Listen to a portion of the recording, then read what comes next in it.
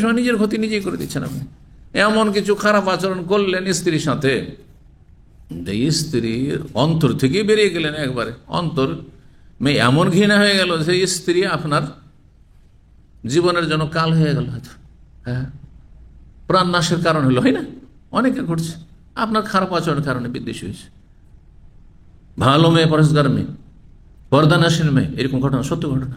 মাদ্রাসা পড়া মেয়ে, বিয়ে হয়েছে এক অসতের সাথে, সে এখন তাকে বাধ্য করছে পর্দা করতে দেবে না, বাধ্য করছে তার বন্ধু বান্ধব তাদেরকে আপ্যায়ন করার জন্য। আর তারপরে কতদিন জিহাদ করবে, কতদিন এই সংগ্রাম করবে স্বামীর বিরুদ্ধে, ঝুঁকে গেল। আর ধীরে ধীরে বেহাইবে পর্দা হতে লাগলো। আর তারপরে খোলামেলা এসে আপ্যায়ন করা শুরু করলো বন্ধুদের, তাতে খুব স্বামী খুশি, অসৎ স্বামী। হ্যাঁ, এবং বিবেক কাণ্ডহীন স্বামী, মূর্খ, খুব খুশি, তাতে খুব খুশি। হ্যাঁ, আমার স্ত্রী যেমন চলতে পারি তেমন চলে। হ্যাঁ, ফ্রি মাইন্ডেড, এগুলো অনেকে কিন্তু গৌরব করে, অসৎ লোকেরা কিন্তু। হ্যাঁ, ফ্রি মাইন্ডেড মানুষ। হ্যাঁ, আমি না থাকলে, আর বাসায় না থাকলে অসুবিধা নেই, কার কি করতে হবে সব বুঝে, নাউজুবিল্লাহ মিন যালিক।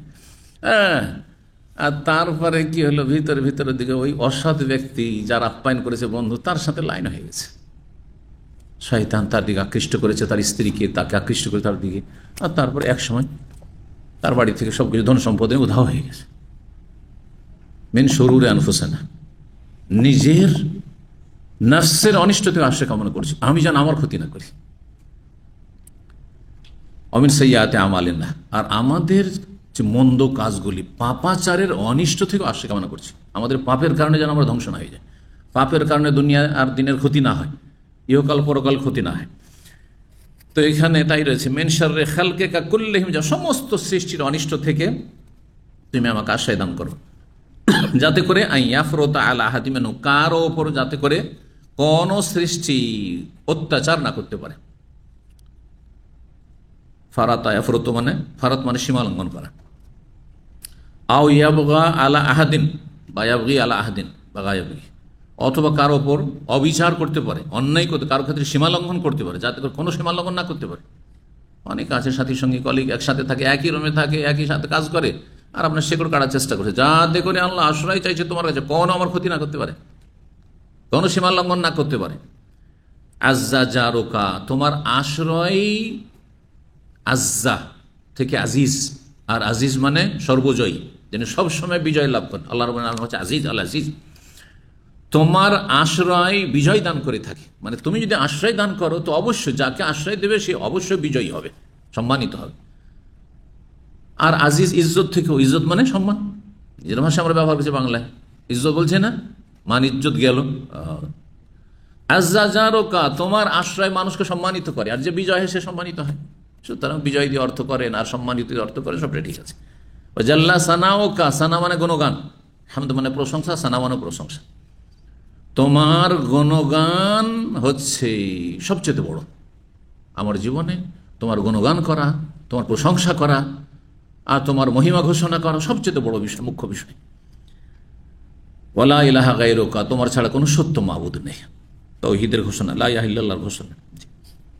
তবে হাদিসটি যঈফ বলছেন ভাষ্যকার, হাযা হাদিসুন লাইসা ইসনাদু বিল কাওয়ি, এই হাদিসের সনদটি শক্তিশালী নয়। এতে একজন বর্ণনা হাকাম বিন যুহাইর কাত্তারাকা হাদিস ও বাযু আহলিল হাদিস, অনেক আহলুল হাদিস মানে মুহাদ্দিসিন, এখানে অনেক মুহাদ্দিসিনগণ, হাদিসের পণ্ডিতগণ তার হাদিসকে পরিত্যাগ করেছেন, গ্রহণ করেননি তার দুর্বলতার কারণে। ওয়ুরবা হাযাল আইন মুরসালান মিন গায়রি হাযাল ওয়াজ, এই সূত্র ছাড়াও নবী সাল্লাল্লাহু আলাইহি ওয়াসাল্লাম থেকে এই হাদিসটি বর্ণিত হয়েছে অন্য সূত্র দিয়ে, কিন্তু হাদিসটি আবার নবী সাল্লাল্লাহু আলাইহি ওয়াসাল্লাম পর্যন্ত পৌঁছাতে মুরসাল হয়েছে। মুরসাল হাদিসের সংজ্ঞা হচ্ছে যদি তাবেই বলেন কালা রাসূল, মানে সাহাবীর নাম উল্লেখ নেই, তো সাহাবীর নাম উল্লেখ না থাকলে যদি সাহাবী হন নিশ্চিত, তাহলে তো হাদিস মেনে নেওয়া যায় যে সেটাও চলবে, আমলযোগ্য, কারণ সাহাবী সবাই সৎ এবং ন্যায়পরায়ণ।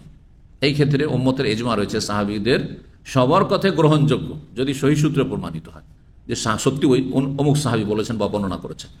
কিন্তু এখানে সম্ভাবনা আছে যে তাবেই যখন কালা রাসূলুল্লাহ বলছেন, তো তাবেই হতে পারে সরাসরি সাহাবী থেকে শিখেননি কথাটি, আর এক তাবেই থেকে শিখেন, তিনি আবার কে? তাহলে তিনি যে অজ্ঞাত, তাহলে এখানে একটা দুর্বলতার সম্ভাবনা থেকে যাচ্ছে। এই রহস্যের কারণে মুরসাল হাদিসে দুর্বল হওয়ার সম্ভাবনা বেশি। আর যতগুলি দুর্বল জয়ীফ হাদিস তার মধ্যে সবচেয়ে হালকা দুর্বল হচ্ছে মুরসাল হাদিস। এই জন্য একটি মুরসাল হাদিস, অর্থাৎ তাবেই বলছেন, রসুল্লাহ বলেছেন, মাঝখানে সাহাবীর নাম উল্লেখ করলেন অথবা তাবেইর নাম উল্লেখ করলেন, তিনি কার কাছ থেকে শুনেন? রসুল্লাহ পাননি, পেলে তিনি সাহাবী হইতেন, তাবেই কেন বলবো? তাহলে এখানে যখন সন্দেহ থেকে যায় কেন সাহাবীর নাম উল্লেখ করেননি, তিনি কেন এক ধাপ লাফ দিয়ে গিয়ে কালা রসুল্লাহ বলেছেন, তাহলে এখানে তো ত্রুটি হয়তো থাকতে পারে। সেই জন্য ধরে নেওয়া হবে এতে দুর্বলতা আছে, দুর্বল হাদিস, তবে হালকা দুর্বল। অন্যান্য জয়ীফ, মুনকাতে, মৌজাল আর মুআল্লাক ও মকতুমুক এগুলোর মতো নাই।